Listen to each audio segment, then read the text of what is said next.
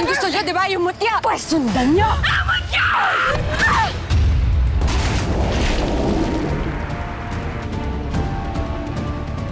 Kamu nalalabas siya. Si Ate Grace mo manganganak na. Amira, baka mapano asawa ko, tulungan mo naman ako. Sakaling hindi umiyak agad ang bata, hagurin mo ang likod. Okay lang ba kung ang pangalan niya Amira din? Ipangalan ko siya sa'yo. Syempre naman ho. Hindi pa rin ako makapaniwala. Nakapagpaanak ako mag-isa. Dahil dala-dala ko lahat ng mga tinuro niyo sa akin. Ayun yung mga kwak-kwak. Aling Verna, manipis na ho yung tsinelas niyo. Magkasing paan naman ho tayo. Mukha namang nagbisi-bisihan yung tatay mo para i-welcome tayo. Naman si tatay kasi, tinext ko na nga, sabi ko, may parating na tao, hindi kambing. Bakit kasi umuwi pa rito? Puro reklamo lang pala gagawin mo. Tay? Brad. Sino ka? Sa loob, anak.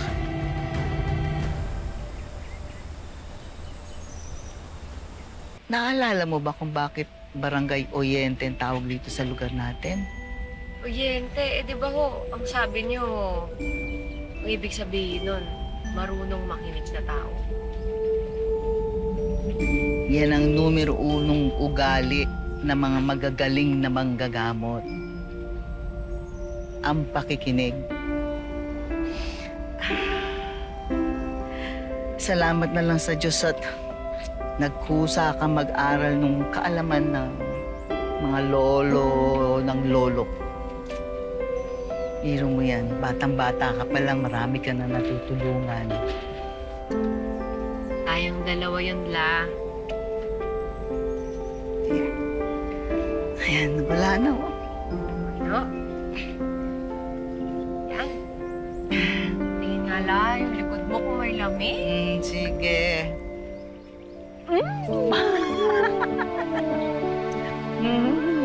Kagabi, lalambing-lambing ka na. Yakap-yakap mo na ako. Tapos pati ngayon, yakap mo pa rin ako. Siyempre. Kasi ko lola ko eh. Nangyari sa'yo? Wala lang. Kasi napag-isip-isip ko na ang buhay pala ay balanse. Sa kabilang banda, si Amira, ang mabait mong apo. Sa kabilang banda naman, si Rose.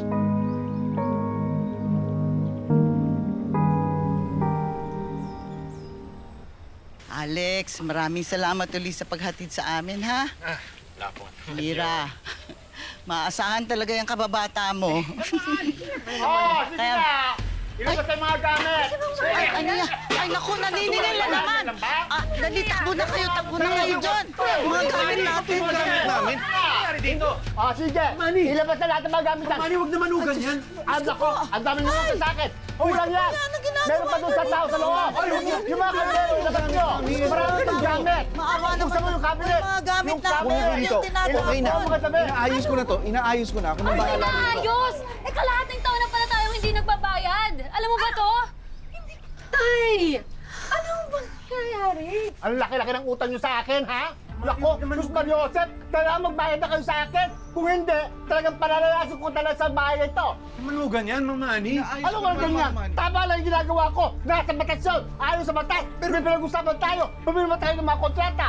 Pero kulang pa nga yan. Ang mapangit na mga gamit ninyo. Ay, tinan mo yung bilawang yan. Mama! Ay, kalabaw, ano yun? Ay, Rose, yung mga gamit sa loob. Rose, yung humilyata dyan. Yung mga gamit sa loob, kunin mo. Kaya umalis na dito. Ano ba? Ano ba kayo? Rose, tama na! Pambihira naman kayo. Hindi kayo dapat nakatira dito. Lumagsilayas na kayo lahat. Mang Manny. Bakit? Maawa naman kayo. Sinira niyo yung gamit namin. Dito! Teka, Mang Manny. Baka naman po pwede natin to mapag-usapan ng maayos. Sige na ho. 18,000 ang utang ninyo sa akin. Magbayad kayo. Pwedeng hulugan. Ni 5 wala kayo binibigay sa akin. Naku naman, Mang Manny, maawa naman kayo sa amin, no? Mabihira. Mas maawa kayo sa akin! Marami akong dapat pinasasakayan si Kato! Ha? Talaga ganon, ha? Lalaban kayo? akin na yan. Sige, sige. Lumaban kayo. Lumaban kayo. Ha? Mamili kayo. Para ko to. Sige. Sige. Subukan mong gibayan.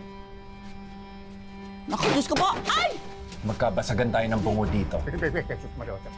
Alex, pag yan dumikit dito, Kahit onti lang. Pasabugin ko yung mukha mo. Alex? Ano? Lek! Ikaw! Ano? Baka subukan. Baka subukan! Lek! Lek, tama na!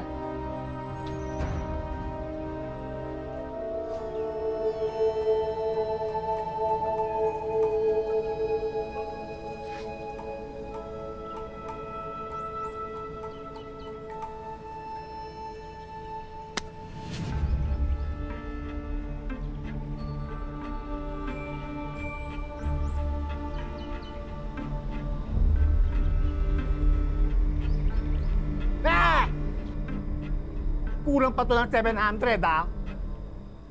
Pasensya na ho, wala na ho ako madadagdag.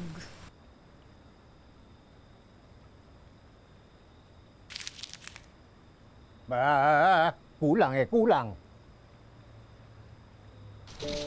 Mang Manny, ito, ang dagdag. Ano na, dagdag. Pasensya na ho kayo Medyo nagkainitan tayo kanina. Pero sana okay na po muna yan. Sadali, nadudulas. Pasensya ka na, ha? Kasi, kailangan ko lang talaga mangolekta ng upa. 300 ko po. 300, sadali.